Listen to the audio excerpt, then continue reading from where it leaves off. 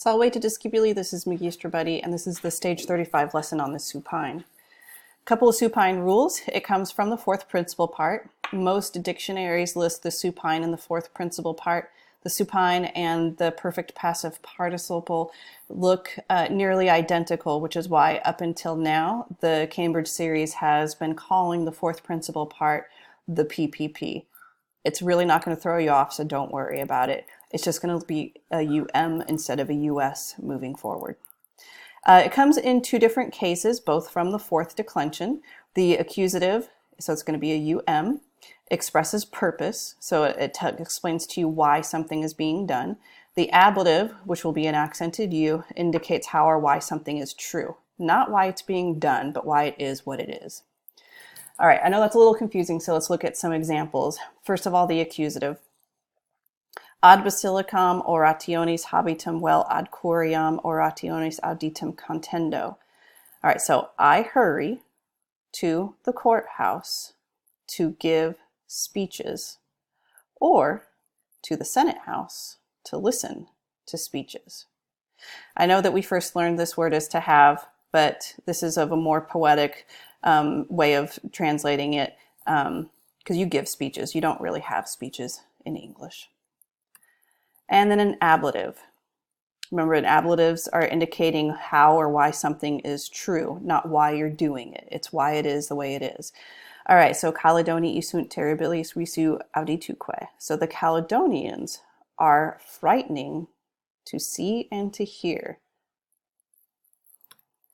All right, practice. So copy down these 6 sentences, underline the supine, put parentheses around any prep phrases, bracket your subordinate clauses, label all the functions of all the words that you can, and translate. All right, so we've got Agricola milites laudatum hortatumque per ordines processit. I underlined laudatum and hortatum because those are both supine. They're in the accusative, so they're going to be indicating function, purpose, so why something is being done.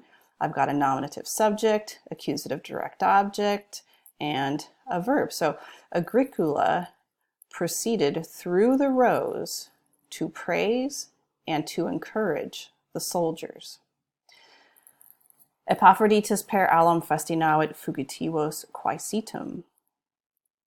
Okay, Epaphroditus, a nominative subject. We've got a prep phrase, verb, accusative direct object. Quaesitum is our accusative supine, so it's going to be showing purpose. So Epaphroditus hurried through the palace to search for the fugitives. Diu cogitabamus quid esset optimum factu. This is an indirect question here. I know because there's a question word and a subjunctive. We've got an adverb, a verb. Quid is kind of our subject in this clause.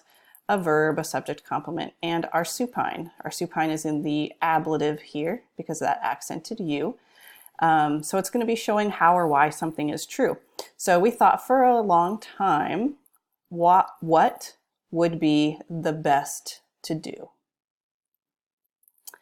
Amici ad agram meam quotidie veniunt me vexatum.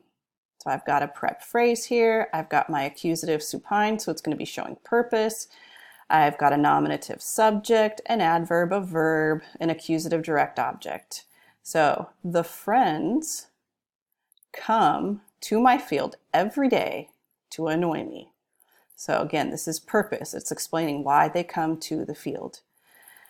Deisi hoc fas dictu feliciores quam nos videnter. All right, so this is a subordinate clause, so I bracketed it. I've got my nominative plural, my subject. Hoc fas is the subject within this clause. I've got an ablative supine, so this is going to be explaining how or why something is true. We've got a subject complement, an adverb, and a verb. So the gods. This is kind of tricky to translate. So if it is proper to say, appear to be luckier than us. All right, poeta martialis ad urbem versus novos recitatum regediotur. We've got our supine here. It's accusative, so it's going to be showing purpose. We've got a prep phrase. We've got our subject, the poet marshal. We've got new verses as our accusative direct object, and we've got a deponent verb. So the poet marshal returns to the city to recite new verses. So again, accusative supine, it's showing purpose. It's telling us why he returned to the city. All right, remember, it comes from the fourth principal part. The fourth principal part is now going to be called the supine. It ends in a UM, not a US.